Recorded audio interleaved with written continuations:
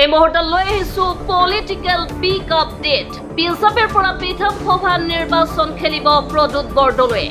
প্ৰদ্যুৎ বৰদলৈক অফাৰ দি দিল্লীৰ পৰাই ডাঙৰ ইংগিত দিলে মুখ্যমন্ত্ৰীয়ে।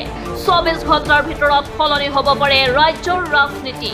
সঁচা হ'ব নেকি মুখ্যমন্ত্ৰীৰ ভৱিষ্যতবাণী? কংগ্ৰেছত অপমানিত হোৱা প্ৰদ্যুৎ বৰদলৈ বিজেপিলৈ আহিলে খেলিব পাৰিব নিৰ্বাচন। বিজেপিলৈ আহিলে এখন আসনৰ ব্যৱস্থা কৰি দিম। এতিয়ালৈকে প্ৰদ্যুৎ বৰদলৈৰ সৈতে যোগাযোগ হোৱা নাই। যোগাযোগ যে নহ'ব তাৰো মানে নাই। ৰাজনীতিত অসম্ভৱ বুলি একো কথা নাই। এনেদৰে বিস্ফোৰণ মন্তব্য কৰিছে হিমন্ত বিশ্ব শৰ্মাই। লৈ আহিছে এই মুহূৰ্তৰ এক ডাঙৰ খবৰ। বিজেপিৰ পৰা বিধানসভা নিৰ্বাচন খেলিব প্ৰদ্যুৎ বৰদলৈয়ে। প্ৰদ্যুৎ বৰদলৈক অফাৰ দি দিল্লীৰ পৰাই ডাঙৰ ইংগিত দিলে অসমৰ মুখ্যমন্ত্ৰী ডক্টৰ হিমন্ত বিশ্ব শৰ্মাই। 24 ঘণ্টাৰ ভিতৰত সলনি হ'ব পাৰে ৰাজ্যৰ ৰাজনীতি। সঁচা হ'ব নেকি মুখ্যমন্ত্ৰীৰ ভৱিষ্যতবাণী? সঁচা হ'ব নেকি মুখ্যমন্ত্ৰীয়ে দিয়া ভৱিষ্যতবাণী? কংগ্ৰেছত অপমানিত হোৱা প্ৰদ্যুৎ বৰদলৈয়ে বিজেপিলৈ আহিলে খেলিব পাৰিব নিৰ্বাচন। বিজেপিলৈ আহিলে এখন আসনৰ ব্যৱস্থা কৰি দিম, এনেদৰে মন্তব্য কৰিছে মুখ্যমন্ত্ৰীয়ে। এতিয়ালৈকে প্ৰদ্যুৎ বৰদলৈৰ সৈতে যোগাযোগ হোৱা নাই। যোগাযোগ যে নহ'ব তাৰো মানে নাই। এনেদৰে বিস্ফোৰণ মন্তব্য কৰিছে মুখ্যমন্ত্ৰীয়ে। ৰাজনীতিত অসম্ভৱ বুলি একো কথা নাই। বিস্ফোৰণ মুখ্যমন্ত্ৰী হিমন্ত বিশ্ব শৰ্মা। এই মুহূৰ্তত সমূহ দৰ্শকৰ বাবে লৈ আহিছে এক পলিটিকেল পিক আপডেট। বিজেপিৰ পৰা বিধানসভা নিৰ্বাচন খেলিব নেকি প্ৰদ্যুৎ বৰদলৈয়ে? প্ৰদ্যুৎ বৰদলৈক অফাৰ দি দিল্লীৰ পৰাই ডাঙৰ ইংগিত দিলে মুখ্যমন্ত্ৰীয়ে। 24 ঘণ্টাৰ ভিতৰত সলনি হ'ব পাৰে ৰাজ্যৰ ৰাজনীতি। সন্মুখত বিধানসভা নিৰ্বাচন আৰু নিৰ্বাচনলৈ প্ৰতিটো দল উঠি পৰি লাগিছে। আৰু এনে সময়ত এতিয়া দেখিবলৈ পোৱা গৈছে মুখ্যমন্ত্ৰীৰ ভৱিষ্যতবাণী সঁচা হ'ব নেকি? কংগ্ৰেছত অপমানিত হোৱা প্ৰদ্যুৎ বৰদলৈ বিজেপিলৈ আহিলে খেলিব পাৰিব নিৰ্বাচন। এনেদৰে বিস্ফোৰণ মন্তব্য কৰা দেখা গৈছে এতিয়া মুখ্যমন্ত্ৰীয়ে। বিজেপিলৈ আহিলে এখন আসনৰ ব্যৱস্থা কৰি দিম। এতিয়ালৈকে প্ৰদ্যুৎ বৰদলৈৰ সৈতে যোগাযোগ হোৱা নাই। লগতে এনেদৰে মন্তব্য কৰিছে মুখ্যমন্ত্ৰীয়ে যে এতিয়ালৈকে প্ৰদ্যুৎ বৰদলৈৰ সৈতে যোগাযোগ হোৱা নাই। কিন্তু যোগাযোগ যে নহ'ব তাৰো মানে নাই। ৰাজনীতিত অসম্ভৱ বুলি একো কথা নাই। এনেদৰে এতিয়া বিস্ফোৰণ কৰিছে মুখ্যমন্ত্ৰী ডক্টৰ হিমন্ত বিশ্ব শৰ্মাই।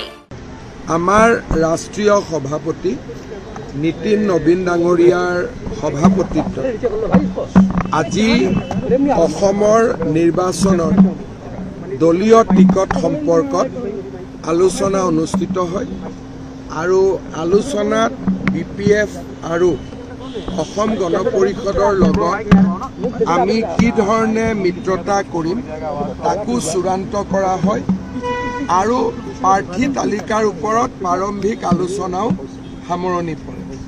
অহাকালি গধূলি 7 বজাত চেণ্ট্ৰেল পাৰ্লিয়ামেণ্টাৰী বৰ্ডৰ মিটিং আছে। অহাকালি নিশা বা পৰহি ৰাতিপুৱা খুব সোনকালে আমাৰ প্ৰাৰ্থী তালিকা প্ৰকাশ পাব। প্ৰদ্যুৎ বৰদলৈ ডাঙৰীয়াৰ লগত মোৰ যোগাযোগ হোৱা নাই। কিন্তু মই বিশ্বাস কৰোঁ যে প্ৰদ্যুৎ বৰদলৈ ডাঙৰীয়াই এতিয়া আৰু কংগ্ৰেছত থকাৰ প্ৰয়োজনীয়তা নাই। তেওঁ নিশ্চিতভাৱে বিজেপিত যোগদান কৰা উচিত। আৰু মই তেওঁক ভাৰতীয় জনতা পাৰ্টীত যোগদান কৰিবলৈ আমন্ত্ৰণ জনাইছোঁ। কিন্তু এই মুহূৰ্তলৈকে মোৰ লগত তেওঁৰ কোনো যোগাযোগ হোৱা নাই। কিন্তু তেখেতক মই আমন্ত্ৰণ জনাইছোঁ যে আপুনি আহক, বিজেপিত যোগদান কৰক। কাৰণ কোনো সনাতনী হিন্দু মানুহ বৰ্তমান কংগ্ৰেছ দলত থাকিব নোৱাৰে।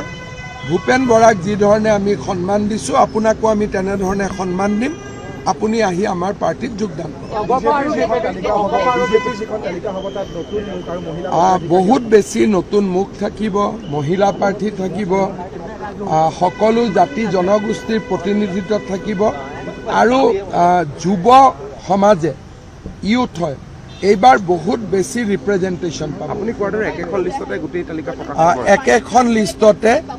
একেখন লিষ্টতে কোনো ধৰণৰ বাকী নথকাকৈ আমাৰ AGP আৰু BPF-ক বাদ দিয়াৰ পিছত আমাৰ কোটাত যিমান সিট পৰিব আমি একেখন লিষ্টতে প্ৰকাশ কৰিম। নিশ্চিতভাৱে 2-3জন বিধায়কৰ নামটো নাথাকিব। কিন্তু সেইটো বেলেগ কাৰণে নহয়, সমষ্টিৰ ডিলিমিটেশ্যনৰ কাৰণে। প্ৰদ্যুৎ বৰদলৈ যদি বিজেপিত আহে, নিশ্চিতভাৱে তেওঁ বিধানসভা নিৰ্বাচনত যাতে প্ৰতিদ্বন্দ্বিতা কৰিব পাৰে, এখন আসন ডেফিনেটলি আমি ক'ৰবাত স্পেয়াৰ কৰিব পাৰিম যদি তেওঁ আহে। अभी तक प्रद्युत बरदलै से मेरा कोई संपर्क नहीं है। अमित शाह से सर मुलाकात होने की संभावना है? अगर गृह मंत्री जी से बातचीत होते थे तब तो मेरा मालूम हो जाते थे, लेकिन मेरा नहीं लगता है कि अभी तक प्रद्युत बरदलै कोई बीजेपी का नेताओं से बातचीत किए हैं, मुझे नहीं लगता है। लेकिन राजनीति हमेशा संभावनाओं का ऊपर निर्माण होते हैं, तो संभावना है कि प्रद्युत बरदलै साहब का साथ हमारा संपर्क बन सकता है, ऐसा नहीं है कि नहीं बन सकता है।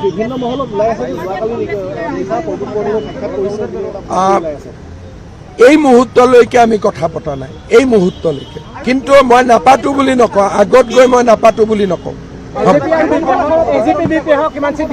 এজিপি দলে 26খন আসনত প্ৰতিদ্বন্দ্বিতা কৰিব, BPF 11খন, AGP 26, BPF 11, বাকী বিজেপি।